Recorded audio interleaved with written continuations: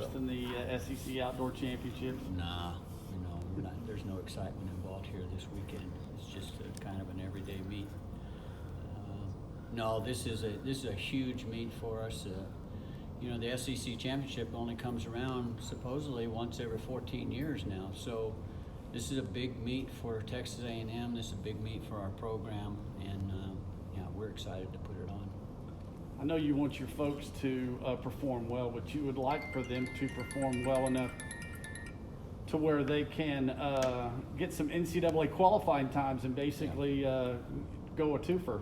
Yeah, this is about winning the track meet. It really is. I tell my athletes, you running the 800 meters this weekend, or you're running the 200 meters. Time is important, but you've had all season to get a time.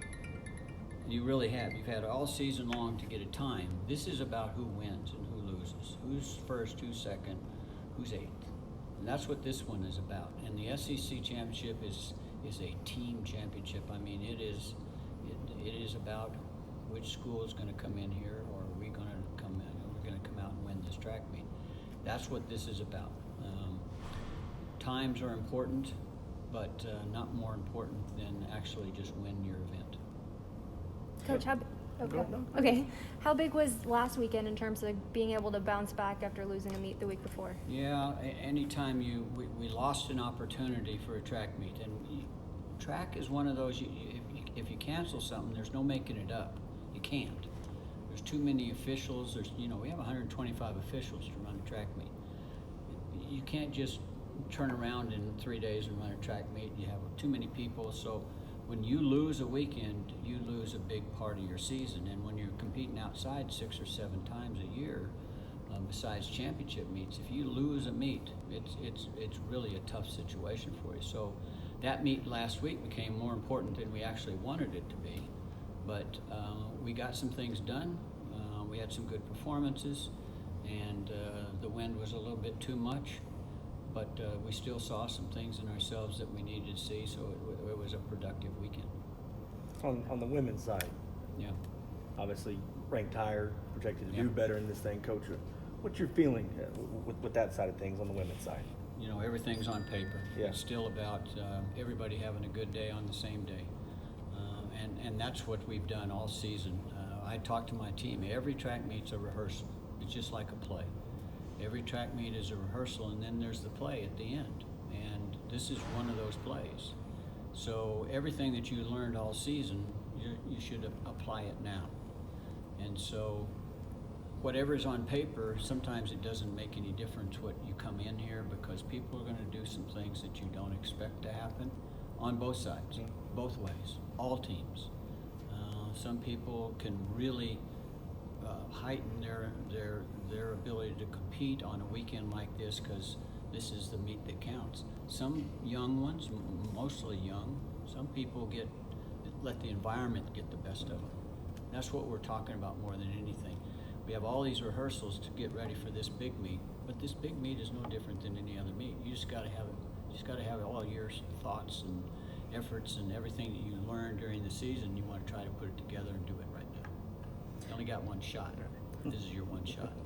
With how many years in the wilderness and not hosting an outdoor meet here, is this one of those weekends that you can sit back and really enjoy where the program is facilities-wise? Well, I can do that. I feel good about that right now. We went 16 years without ever putting a track meet on. And so all of those years they got long, because we're on the road every weekend. Plus, we lost our culture for our sport in this community too.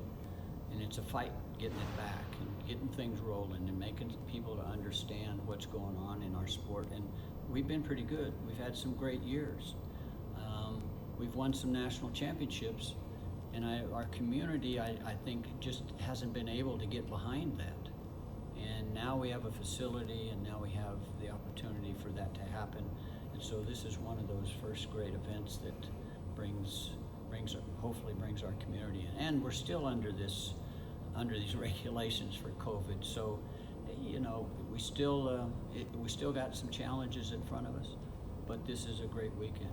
And in 2 weeks, even another big weekend in 2 weeks too for our community. So, yeah, this is fun.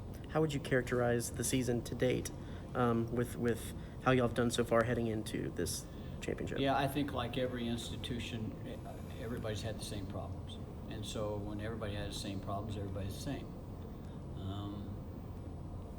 I think that the group coming in here, or the group that wins this championship, are the people who have stayed together, done the things that they should have done, trained well. You got a lot of young people that have trained hard, couldn't train, trained hard, couldn't train, trained hard, got hurt, couldn't train. We got a lot of those kinds of situations. Not Texas A&M. Every school has had those problems because there's been no consistency of training. The sicknesses hurt us in that regard. And track is one of those sports that it's kind of like a great racehorse. If it's a little bit hurt, you can't run. And we have a lot of Porsches. Nothing wrong with the Volkswagen, but the Volkswagen can't score at this meet. It's going to be a lot of Porsches. Yeah. What about your top dogs, the Bryces, the Tyras, the Yeah, those Mo's? people- Yeah, I mean, those what do you people are expect for healthy. them? Yeah, they're healthy, and yeah, we expect good things from them. And they expect good things from themselves. They're ready to go.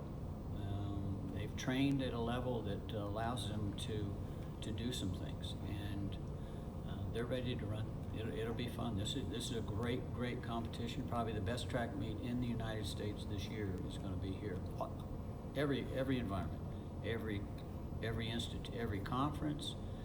There's no pro meet that will be better than this. There's no track meet that's going to be better than this one here. So if you live in this community, or even if you don't, this is a great one to come watch. If you've never seen a track meet, you might want to come watch one. Talk about Tyra and just how she has been able to progress and what you expect from her in the multis. Yeah, Tyra is one of those people that trains very hard, trains smart, and she puts everything into it. There's not a waking moment that Tyra's not trying to be more successful at this sport. And you have to eat, live, drink, think about this all the time, and she's one of those who has the ability to do that. Some don't, but she does. She's done a tremendous job. The NCAA record is held by a lady that most people will probably recognize the name, and Tyra is trying to beat that record in Jackie Joyner Kersey. And if you're a track fan, you know that name. But a lot of people that weren't track fans still know that name, but this young lady could beat her record, so tells you how good she is. What's kind of your confidence meter on events where you know you're really strong, and then areas where you're maybe not as strong? Not as strong. Yeah, we're spread out across the disciplines, but we have some holes, we have some weaknesses. Everybody does. You have to expand upon the people that have to be successful for your team to be successful have got to be successful on this weekend.